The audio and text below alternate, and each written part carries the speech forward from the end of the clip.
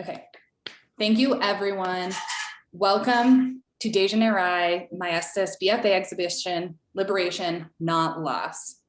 And if you've been to any of our online exhibitions before, or you've heard me talk, then you know that I'm going to do a land acknowledgement for us here in Incline Village at Sierra Nevada University. So we are on what is traditional Washoe land. The Washoe people have lived, thrived, and stewarded this land for many years before we were here and continue to do so.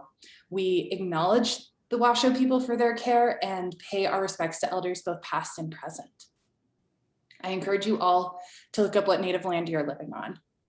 So how the night is gonna work. I'm gonna do a quick introduction here. We're gonna invite you all to turn off your cameras for the duration of Deja's lecture reception aspect. And then at the end, we're gonna have a Q&A where we'll invite you to turn your cameras back on. Thank you to all of you for being here. If you're not familiar with our BFA exhibitions, what it is this is a capstone at the end of someone's collegiate art experience. You have to take an additional 15 credits to get a BFA and put on an entire solo show to yourself.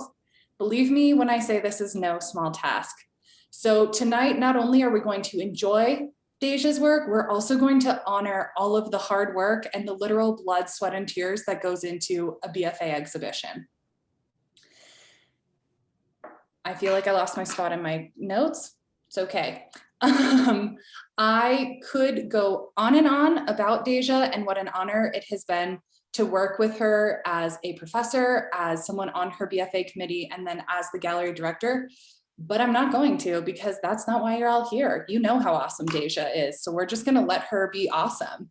So I'm going to ask that at this time you turn off your cameras. We'll invite you to turn them back on at the end. We'll love to see your faces after we get to enjoy this. And at this point, I'm going to ask that we turn our attention to Deja, who is live streaming from the Tahoe Gallery. All right. At this time, I would like to ask everybody to join me in a moment of silence for all the lives that I've lost, that we've all lost this year, this past year, and previous years. Grieving is hard, but we need to acknowledge it. So I'd like to take a moment right now.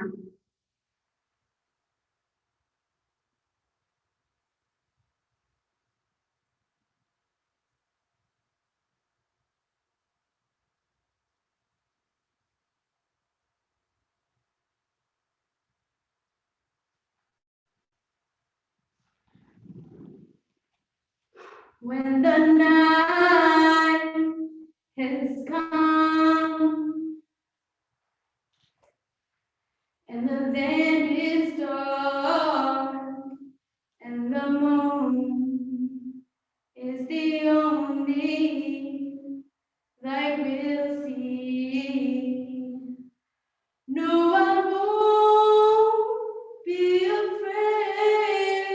Oh, I won't be afraid, just as long as you stand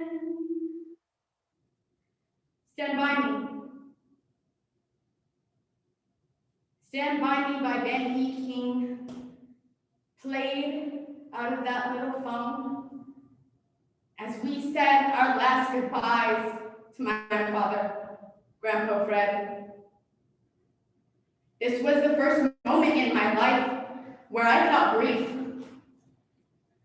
This was the first moment in my life where my father and his machismo facade faded, and I seen him. I seen the man that stood before me, the man who made sacrifices for me to be where I am today. And I thank you. I thank you, Reverend Maestas, for taking the time out of your life to raise me, my brother, my sister, and my younger brother to be who we are today. And I say amen. It's hard to lose people. to let people in. It's hard to even experience what it's like to constantly lose people at that. Lose people before they even see their graduation day. Do you know how hard that is? The mental capacity it takes to hold that burden, to bear that weight. The absence of a life is far too great of a burden for somebody to share alone. And you see, I put on these facades, these outfits, the sweaters, the jerseys, to hide. I put on the dresses,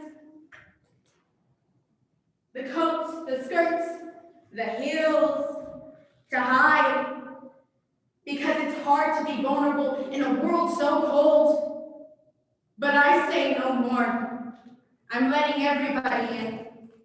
You see, the less I have, the more I have to offer within my personality. The less I have made me love harder. I don't come from the same things as most people. I've probably seen darkest shadows of the world that you can't even imagine. You see, when I was at the age of 5, I had my innocence taken from me. But I don't ask for your sympathy. I don't even ask for you to try to understand me. I just ask that you listen and stand by me. You stand by me as I sit here and try to bear the burden of an impossible history. Because it's hard. It's hard to lose. It's hard to even sit here and look at yourself as something less. I spent 15 years of my life, the first 15 years after I was the age of 5, trying to convince myself every day that I was a good person. I went around in circles, back and forth, feeling like I was trapped in this cycle. No, I was trapped in a cycle. I was trapped in a cycle of silence. I was trapped in this endless hurt, this endless pain. I would cry myself to sleep at night, drown my screams of agony in my pillow. And they don't tell you that life is hard. We don't even talk about it. Fortunately, the only thing that saved me was my family. The only thing that saved me was the love. And the only thing that saved me was my community. Because I realized in sharing my story, in sharing my pain, and sharing my burden, that I was able to release, that I was able to be liberated in my loss. Because it's hard. It's a burden I can't explain. Some days it doesn't exist, so I laugh a little louder and smile way brighter. You see, nobody asks what's wrong with a good kid. Nobody asks what's wrong with a person who can make anybody smile. Nobody asks. So you feel alone. You feel lost. But I say no more. You see, this world is too cruel of a place. I don't blame the person who did that to me. I don't even think about it anymore. I mean, of course I have the nightmares. Of course, sometimes I wake up in a cold sweat with the tears running down my face because I remember. Because trauma has a funny way of hiding. Trauma has a funny way of boiling to the surface. It could be on any given day, and it could be at the happiest of moments. Actually, it was at every happy moment. Every moment where I felt successful, I felt the emptiness that man left me. I saved him and lost myself, and the silence was too much to bear. So I say no more. This world is already a cruel enough place. And my story is meant to be my story, not that of anybody else's. Because we all have stories. We're individuals. We're supposed to feel. We're human beings. We're supposed to cry. We're supposed to hurt. But we have to take the time to listen to one another. See, back in Denver, it's easy to hustle harder. It's easy to continue to throw ourselves into something bigger, something better. But it never fills the void. You see what fills the void? What fills the void is your own identity. You have to find yourself in that loss. You have to sit there and wallow in the pain. And now, when I relapse and I wake up in cold sweats, or I'm having a hard day, I have to sit there with myself. I have to take the time for myself to remind myself that it's okay. It's okay to feel, because the person that comes out of it is going to be even better than the day before. No, I had to change my mentality. I had to live intentionally. I had to feel every bit of that pain. I had to remember and continue to remember, remind myself every day that I'm not just some victim, I'm a survivor. And I will survive every day. I will make it to see the rest of my life and what it holds. Because today, I stand before you on my roller skates because they are my comfort. And I ask that we love unconditionally and love hard because it's not scary. I ask that we be kind to one another. Every day we wake up with the intention of being kind. Every day we wake up with the intention of being better, not for anybody else, but for us, for yourself as an individual. Because life is already hard. And it's not our job to play God. It's not our job to sit here and worry about something much larger than ourselves. Because we're only human. And we have to take that into consideration. I don't ask much of you guys. I just ask that you come out of this a better person than you were the day before. I ask that you pay close attention to the little details. I ask that you look into every person's eyes you see, because you don't know who needs saving. But most importantly, I ask that you be kind to yourself. Because maybe it's you who needs saving.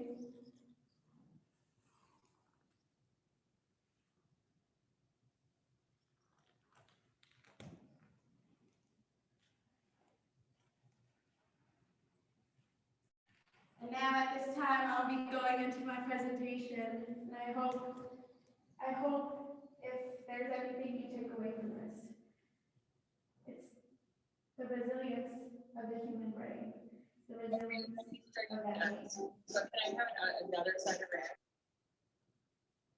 So now I will be sharing with you my screen.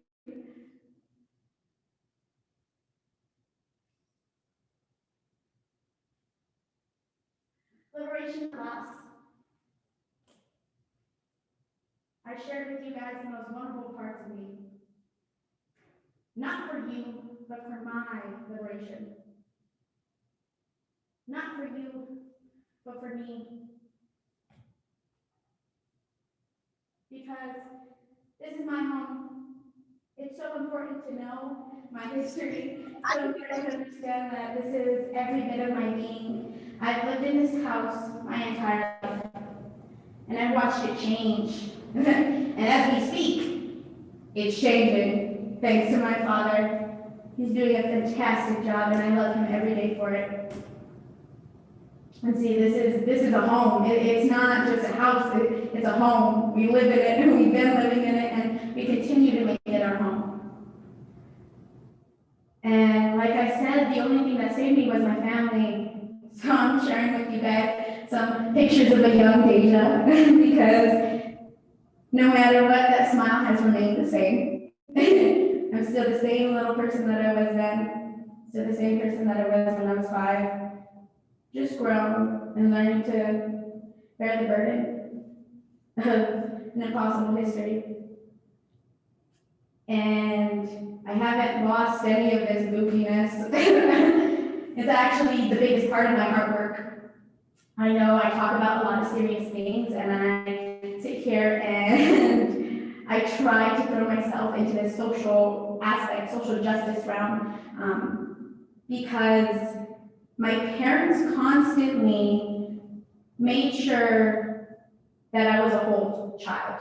They gave me every bit of love and attention and every bit of myself that I needed to continue to be a whole child, even though I was bearing the weight of something much larger than even myself.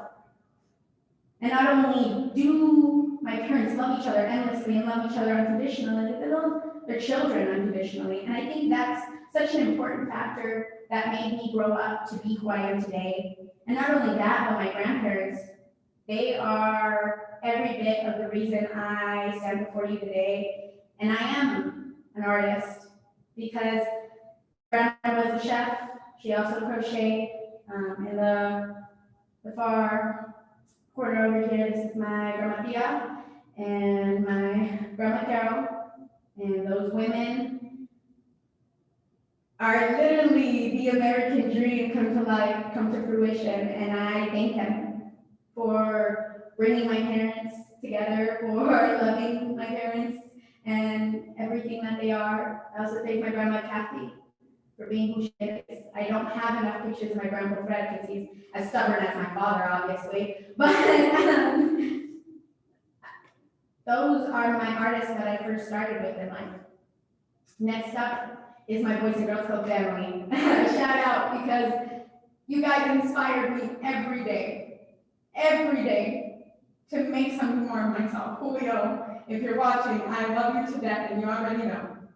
But it is the Boys and Girls Club that brought out more of a social aspect of me, gave me my voice to speak up, not only for myself, but now for other people.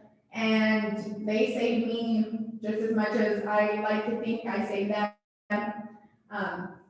But every bit of my artwork is about that experience, about that humanity that I had to experience within the Boys and Girls Club, because I had a bunch of adults who believed in me at the age of 12.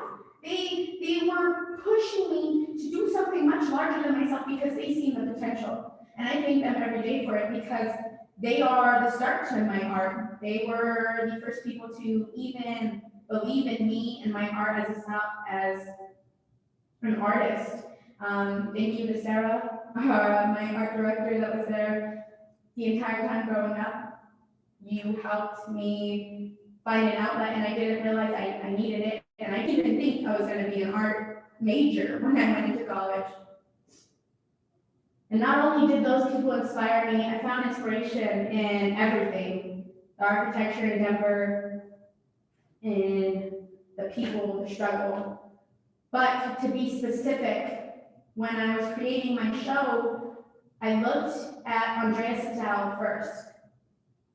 She creates this basic idea of home and creates structures, and it's taking our basic living structures but making something so beautiful out of it. She also made a lot of like homeless shelters that she put around, very limited, but it was something I did within my research because I want my artwork to be much more than just artwork. I need it to be much more than artwork, because it's not enough to just create something for somebody to have and to hold, you have to have something to back it. Rodney Ewing was a recent artist that I got introduced to here at the college, and his work is very powerful. And I realized how powerful it was, and I respected it quite a bit. And I remember going to one of his talks, and I asked him what he does himself to feed his soul when he is creating artwork about such pain in your people, finding beautiful ways to articulate the struggle. And I remember him saying, you can't have fear of it. You need to just do it. Do what is the most true to yourself. And it was those words that I kept repeating in my head. It played over and over as I was creating my artwork, trying to find the most true way to talk about my life, talk about my struggle, talk about, the vulnerability it takes. The next was Rick Lowe, who is creating physical action, taking his artwork and actually doing something about it. He has Project Row House, which you can see here, and it's in the 4th Ward in Texas, and it's literally a place for artists to come in and create something much bigger than themselves, create physical action to actually try to make a change. And I was extremely inspired by it. Extremely inspired by the actions that this man was taking. So I listened to a lot of his talks as I was creating my artwork, and it's so important to understand you have to listen in order to even create something. So I made sure to keep it on loop and listen to his words, listen to the way he articulated his art, because I struggle with that. Next up was Bill Strickland. This man created an entire building to nurture a community because he believed in them so much. And it's inspiring because one of the things I want to do later on in life is to create a building that I design myself that will hold and house at-risk youth in order to help them be whole children, in order to create a better future. And it's very inspiring with his work, architecture, and creating a building in one of the poorest communities in Pittsburgh, and giving them a place, an opportunity to be better, to be more than what the system has written these kids out to be. It's so important to understand that he says prisons create prisoners, and our school systems have failed our children in the sense that they're a lot like prisons. We don't get to be an individual growing up. We don't get to sit here and think for ourselves or learn how to love one another. We don't get to learn all those things. So Bill Strickland was one of the main people I thought about constantly, because he was right. Prisons create prisoners.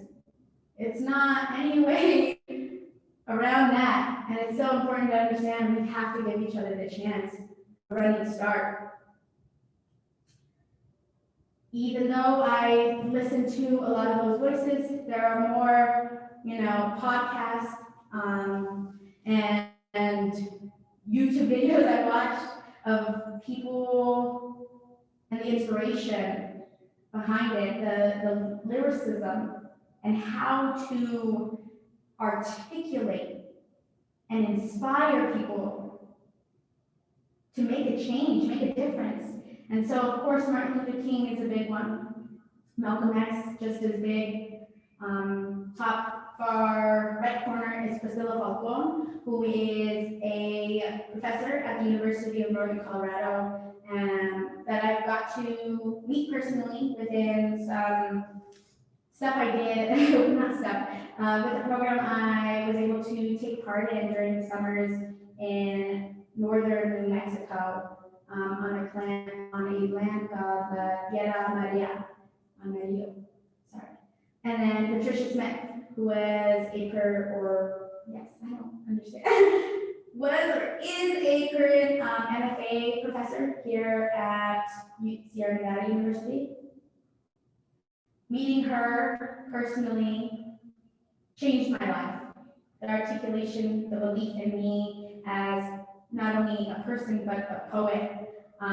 Even thinking myself of a poet and understanding that my voice is powerful. This woman has a way, and she's so infectious about it. And so listening to her spoken word poetry inspired me a lot of the time, kept me going, motivated me to keep going, because I realized the hardest part about creating artwork about a community that I adore, but being so far away from them is hard. I don't get to have my soul be fed by them every day. I don't get to sit here and watch them succeed and the people that inspire me every day. So taking all of this lyricism, all of these, spoken words that she was doing really helped get me through everything and continue to push with my show, because not gonna lie, I almost gave up. And it's sort of like one of those things where you have to find ways to feed yourself, find ways to feed your soul. And so she was a big one that I always listened to. Another podcast I listened to was Latinos Who Lunch. I love being Mexican. I love having my culture.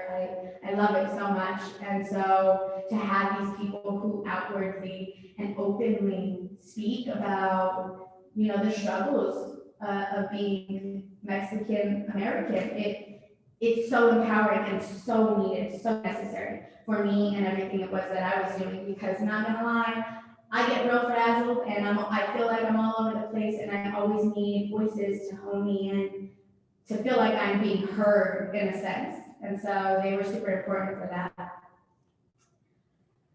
And the most important thing to understand is I have always had this unending desire to call to attention the errors that we made as human beings. And so these are a few pieces that I've made since starting here at Sierra Nevada University. So the prints you see are a lynching, and the only color on there is the color of the people being lynched. And then you see the disappearance, the face, everything of the white male who's standing next to them like there's some trophy. And I think for me in my artwork, I love catching people off guard. I love making them look at things that make them uncomfortable or sit through things that make them uncomfortable.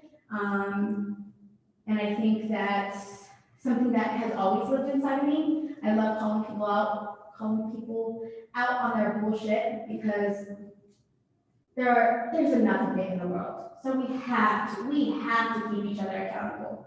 The other piece that's shown was an interactive piece. I set it in a sound room, which if anybody has ever been in a sound room, you get in and there's this uncomfortableness in there. It's very quiet, like everything goes mute, and you sort of feel suffocated. Put 10 people in there, it gets hot, it gets uncomfortable, and then you add the audio clips to actual video footage of police brutality incidents. Sandra Bland and Sandra Bland and all of these first original incidents where people are caught on camera, on the officer's vest, and you hear the pain and the struggling. You hear the anger rising in the officers' voices, and you can tell the difference between the officer and the victim. And I add blue and red lights on opposite ends and force you to sit there and stare at this massive face, paper mache, and it makes you uncomfortable. It gets the point across. And this was at a time when gun violence was super bad, or not was super bad, but after I lost somebody in Denver to gun violence.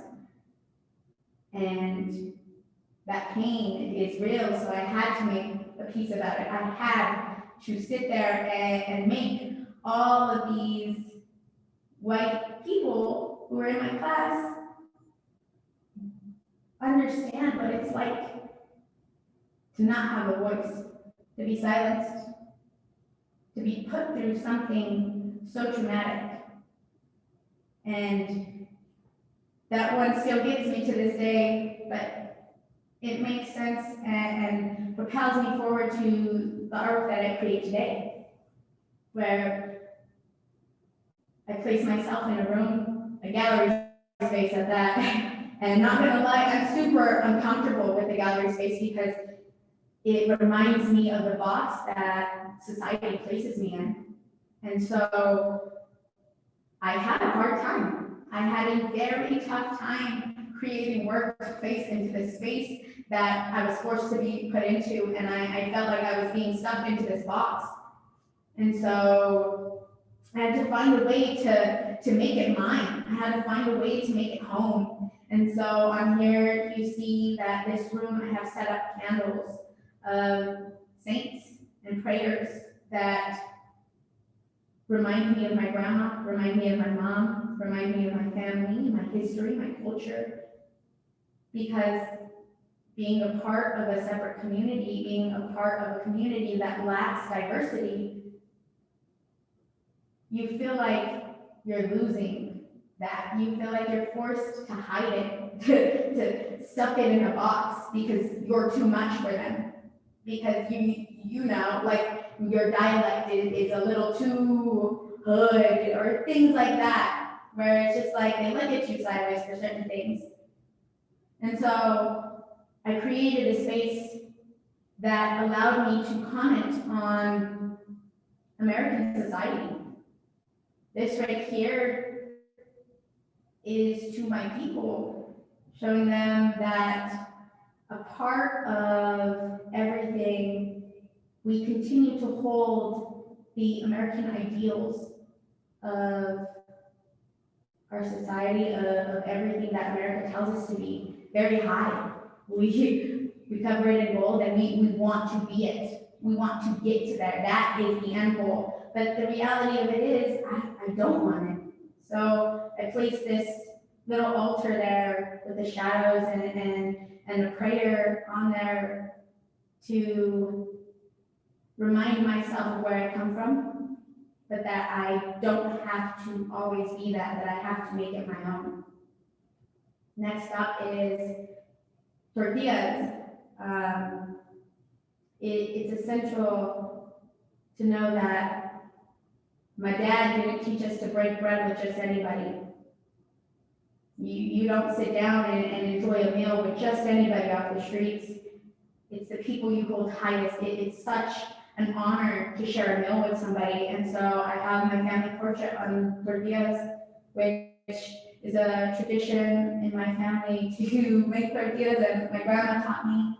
And I taught my mom, I taught my dad, and trying to, take it down the line and pass on these traditions.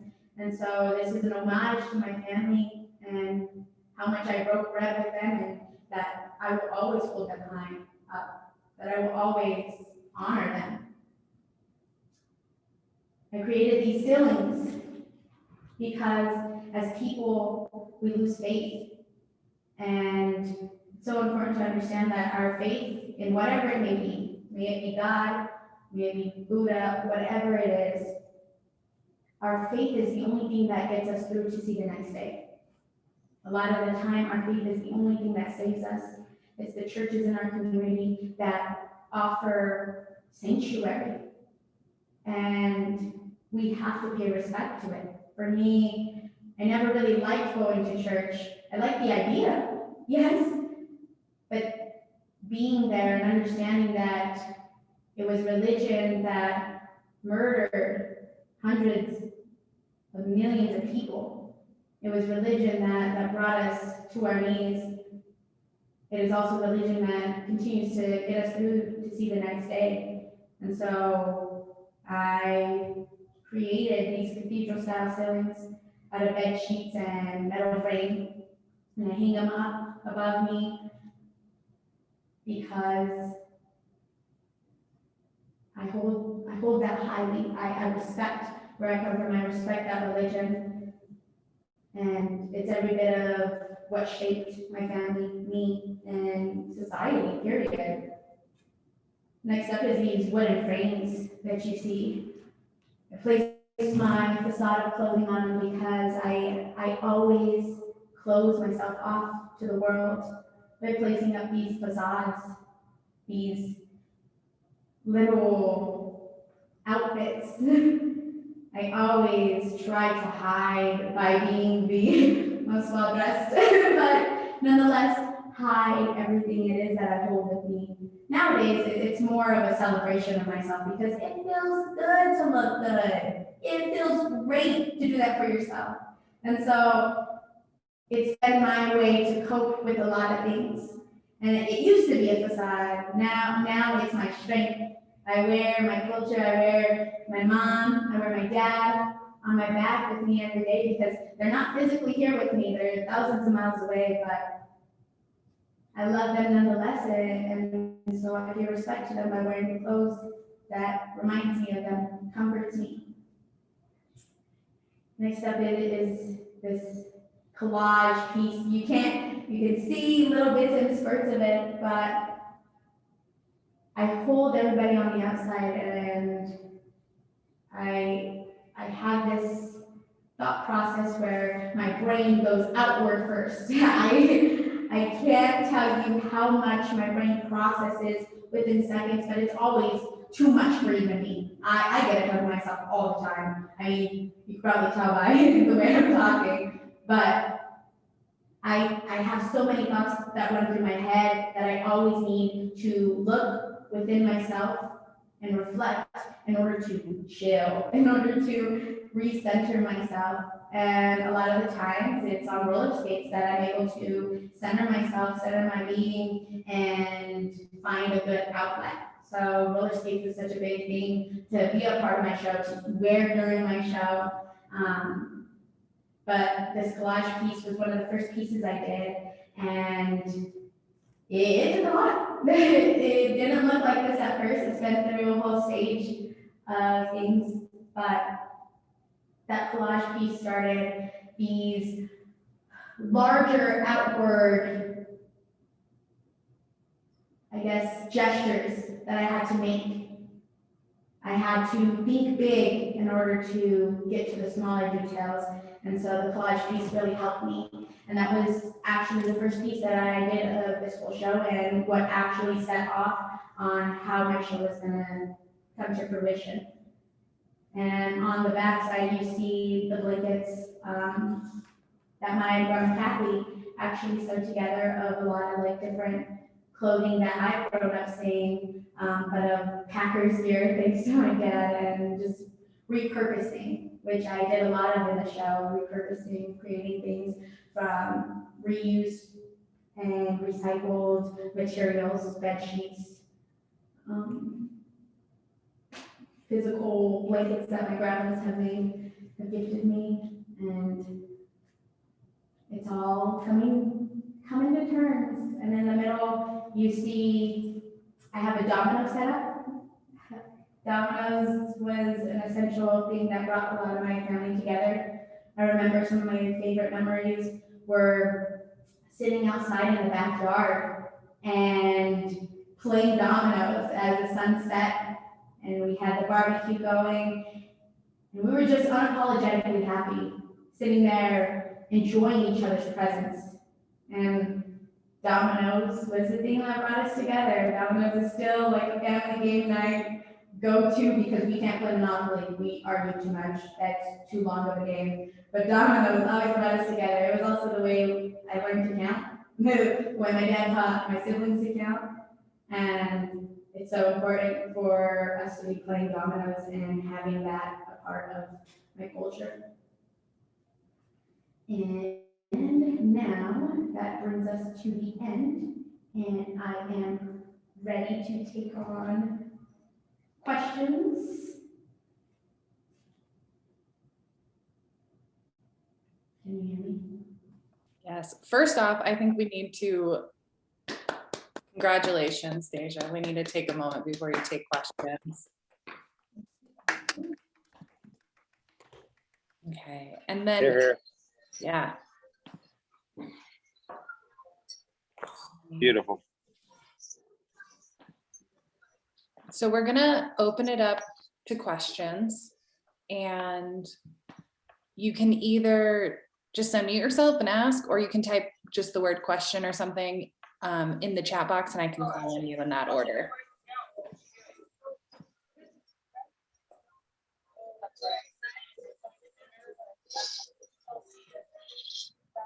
Who wants to kick it off? I know after all of that, there has to be some questions floating out there. Absolutely.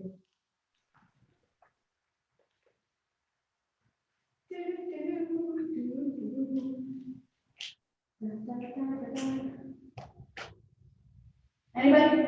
Anybody? Yeah, I'll start off. Oh, you, Chris. Hey, I'm just wondering how it feels to be in there sort of just by yourself, doing this by yourself. That probably would not have been a choice. Oh, yeah. Obviously, COVID is a hard one to deal with. But I think the most powerful thing that I have is the aspect that I can stand alone. And so I'm very comfortable alone, and I've gotten very comfortable to be alone because I think it's so important to just be comfortable within myself.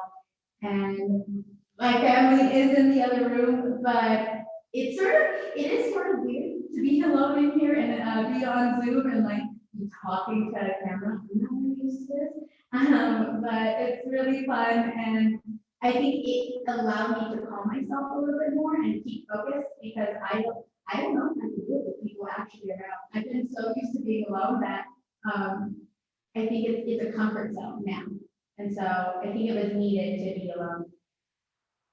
Yes. Thank you. Okay, my friend Deja, great name, love her. My friend Deja says, what part of your project affected you the most emotionally throughout this journey of creating the show? And honestly, my still pieces. My still pieces affected me the most emotionally because it constantly reminded me of how I felt like I was failing my faith, how I constantly felt like there was just something bigger than myself, and it took me a while to get it done actually. Like the welding part was super fun and I felt super connected to my family through the welding, but wrapping them and the process of wrapping is so emotionally telling, and I don't think I was prepared. I wasn't prepared. I was not prepared for how much it took out of me to continue to rap, because I think one of the things that a lot of us forget about is this COVID and being online or even being in school. It is hard to continue to have motivation to go to class, to do assignments, because they continue to stack up and it constantly feels like the world is against you. But they were also the most rewarding because to watch them and to be under them and to see us lift them up in the room, it was like the weight was lifted. And so it was the most emotionally telling, but it was the most rewarding process at the end. Yes. I'm trying to see. Okay. Elizabeth Thibodeau, oh my boss, I love her. Says, Anna asked, what is the most difficult piece you created for the show and why? And then what would you have done differently in the future? The most emotionally challenging was the silly piece.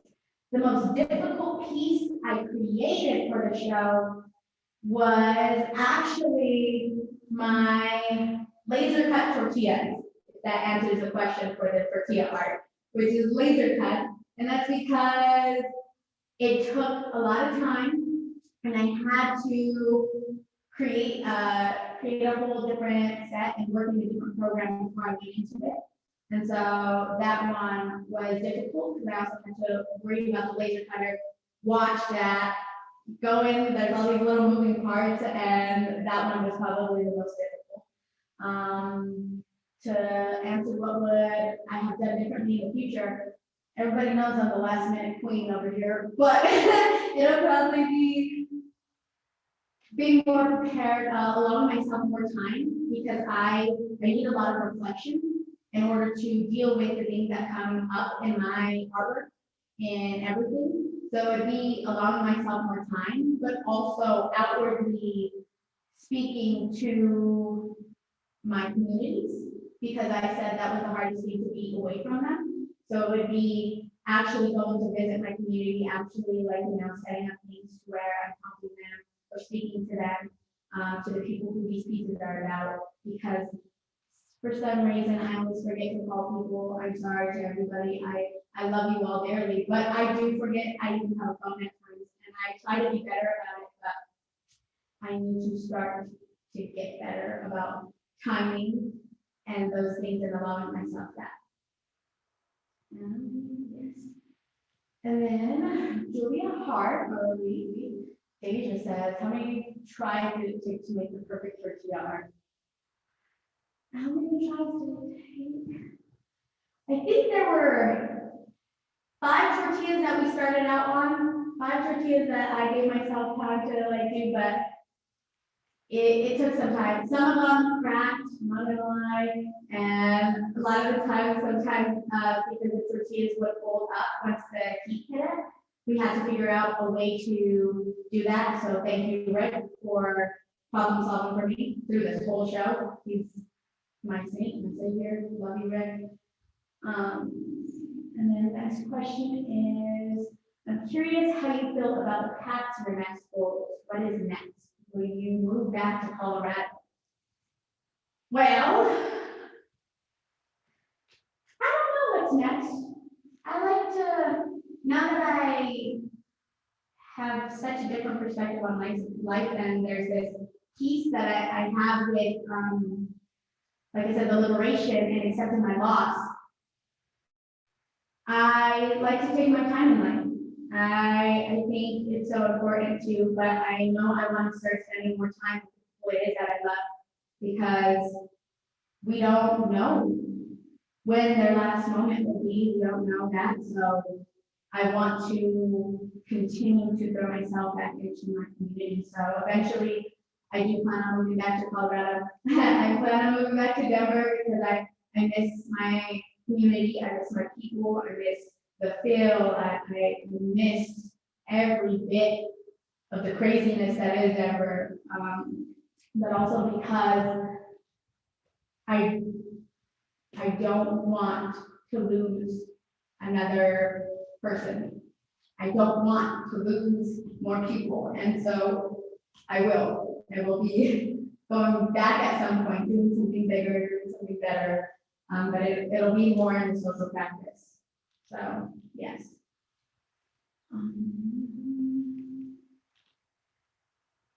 Let's see.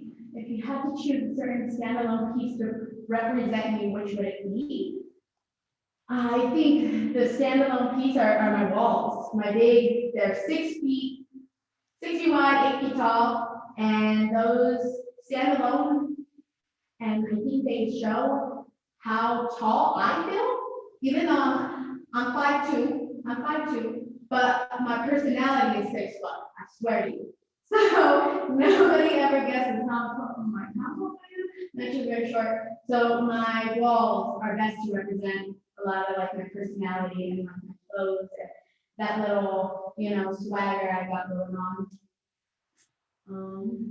Did the show change from your original idea of what you thought the show was going to be? Yes, the show changed dramatically. I remember being frustrated in a lot of, I'm not gonna lie, I was frustrated in a lot of my BFA meetings. But I think it was at the beginning where I was getting pushed to talk about the house that I wanted to create. And it took everything in me to tell my professors that I didn't want to do that yet because that's not where I need to be right now. Right now, I have to share my story first before I can create something to give to people. I have to go inward before I go outwards. So this show definitely took a 180 turn completely. And so it did take me a lot more time to do research, a lot more time to refigure out where I was going, because it just didn't feel honest. And I had to create more of this work. I had to create something that, really represented what it is I wanted to say. In your art, you find the right balance between exposing yourself and protecting yourself. I think this is a very good question. Thank you, Chris.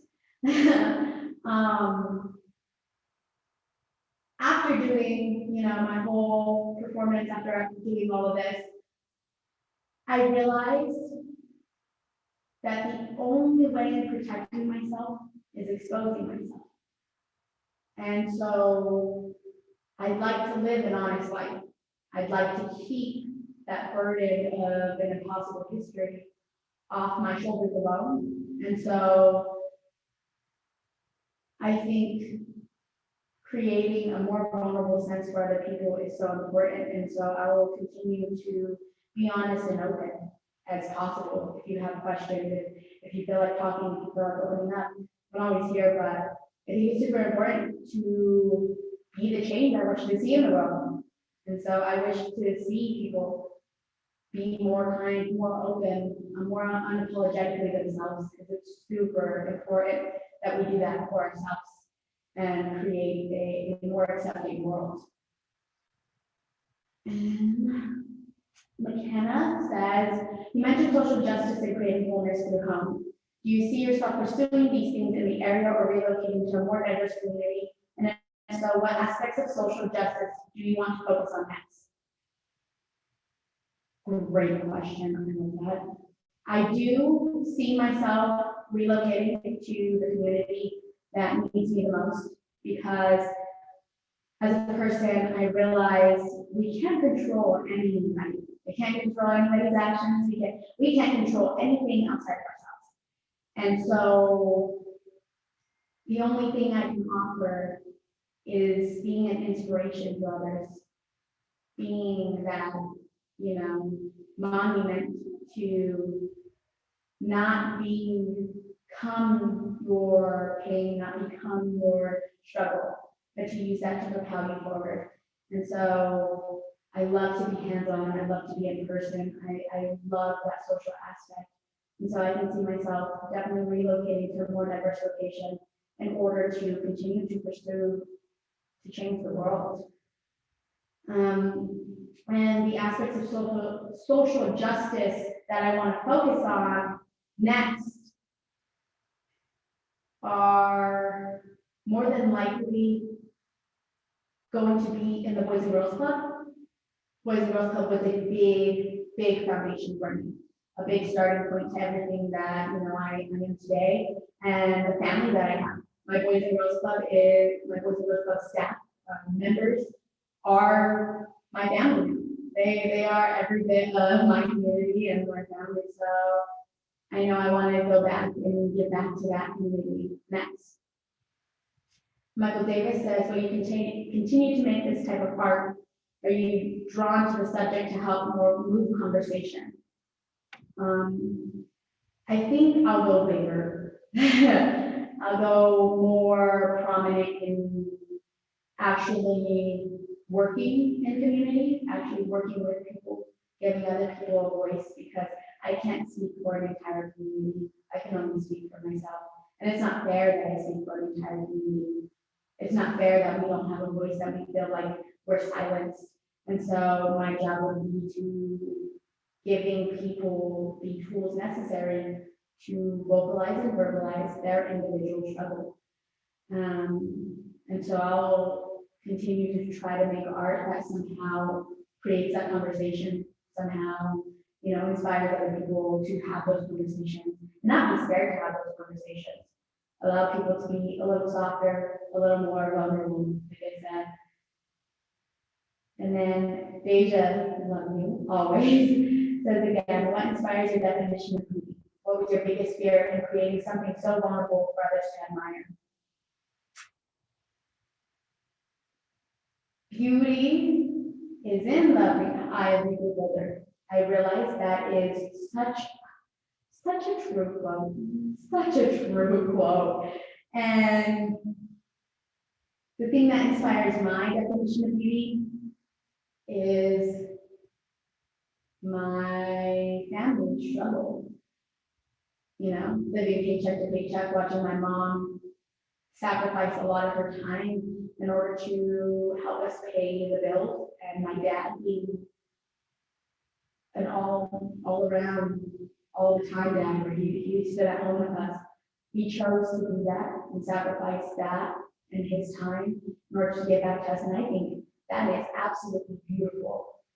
Watching somebody succeed and successfully give themselves to somebody else because they love them, that unconditional love, it's not a transaction, it's unconditional. You don't ask for anything in return except for the fact that we love him just as much.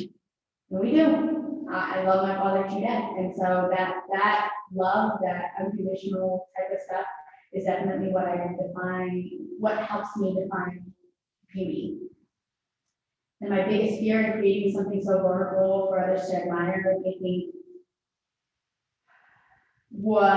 is admitting that I don't think as highly of myself as people think I do. As confident as I am, I doubt myself every day. I used to wake up having to convince myself that I was a good person, that choosing to be silent about sexual assault, sexual harassment, did it make me a coward? That I was saving somebody else, that I was the hero. That was the scariest part, and I did it. I took the leap. I had faith in myself, and I know my family had faith in me the entire time, and that's the only thing that allowed me to, was that my family supported me and my story and everything that I am and will amount to be.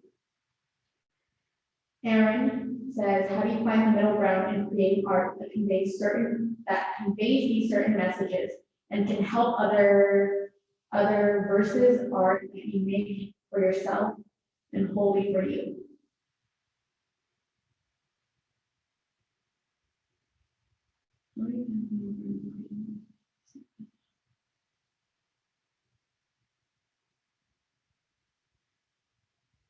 I think finding that middle ground is the faith that it takes to have within yourself, and that I realize I believe in other people more than they believe in themselves. I will always believe in other people because I see the potential in them, because I see that they're trying to make it to see another day. Sometimes it's not about, you know, much of anything, but I try to constantly place myself in this mindset, but when I'm creating this artwork of this middle ground of understanding that we all have our own struggles, no matter what. Just, you know, when we take away race, when we take away, you know, privilege, when we take and strip everything that America tells us we have to be, and we look at the human being that is left, that is the constant thing that helps me find that middle ground, humanity in it. the humanity it takes to even, even live. And the fact that we're constantly pushed all these different ways, and I have to constantly remind myself that I don't know. I don't know anything besides the things that I've been through, besides, the stuff that I've learned personally, besides the feelings and emotions that I experienced and all of my experiences in life. That's the only thing I know. And it's not my job to tell everybody how to live their life or, do things like that, but finding the middle ground is remembering we're all human. And that was constantly something I had to meditate on, had to remind myself when creating every single one of these pieces, which was, it was hard. It was definitely, something, a burden to bear, but I had to remember that I had to tell my story first before I can inspire other people to tell their stories, to own their stories, to be their individual self and their most authentic self. Yes. Yasmin, you are amazing. I love you. Thank you for coming and supporting. Thank you. I love you. Rudy says, what does vulnerability and strength mean to you? Vulnerability and strength to me are the foundation to a human.